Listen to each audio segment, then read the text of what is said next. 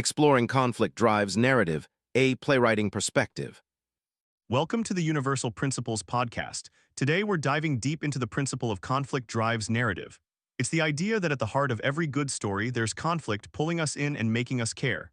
Think of it like the engine that keeps the plot chugging along. We will explore it in the context of playwriting. Can't wait to jump in. Thanks for having me. From a playwriting perspective, conflict drives narrative is absolutely fundamental.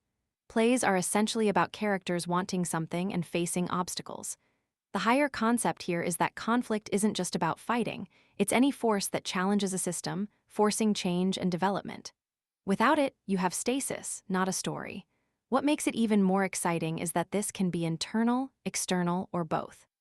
That's fascinating. Can you give us some concrete examples of how this principle works in well-known plays? Because I'm already thinking of examples. Of course, take Shakespeare's Hamlet. The entire play revolves around Hamlet's internal conflict. Does he avenge his father's murder or not? His indecision, his moral struggle, that's the engine driving the plot. Or consider Death of a Salesman by Arthur Miller. Willy Loman's conflict with his own failing dreams and the changing American landscape fuels the tragedy. Those are great examples. So it's not just about explosions and sword fights, it's about internal struggles and societal pressures all creating conflict. Are there other examples where the conflict may be less visible or more subtle? Absolutely. In many Chekhov plays, like The Seagull, the conflict is often more about unspoken desires and social constraints. The characters are constantly bumping up against each other, creating tension and driving the narrative through subtle interactions and unfulfilled longings. It's conflict, but in a minor key. That's a great point. So the narrative engine can operate both at full throttle and on a low simmer. What about similar principles in other fields? Does conflict drives narrative show up elsewhere? Definitely. Think about warfare ethology, which examines animal conflict. The principle of escalation and de-escalation dynamics directly mirrors narrative conflict. Animals engage in displays of aggression, but also have mechanisms to avoid outright fights.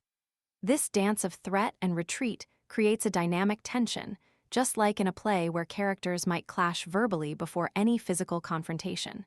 The anticipation is key. That's a great connection. So whether it's a play or a pack of wolves, conflict shapes behavior and outcome. Now, for our listeners who might want to apply this, what practical advice do you have for using conflict drives narrative in their own creative endeavors? Okay, here are 3 tips. First, identify your protagonist's core desire. What do they really want? Second, create significant obstacles that stand in their way. Make these obstacles believable and challenging. Third, escalate the conflict throughout your narrative. Don't give everything away at once. Increase the stakes as the story progresses. Those are my top 3. Great advice. It sounds like understanding conflict is key to crafting compelling stories, no matter the medium. Any closing thoughts on conflict drives narrative? Just remember that conflict isn't inherently negative. It's the catalyst for change, growth, and ultimately, a satisfying resolution.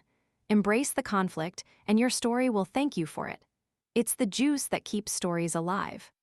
Fantastic. Thanks for shedding light on this universal principle and how we can all use it. And thank you for joining us on Universal Principles. Until next time.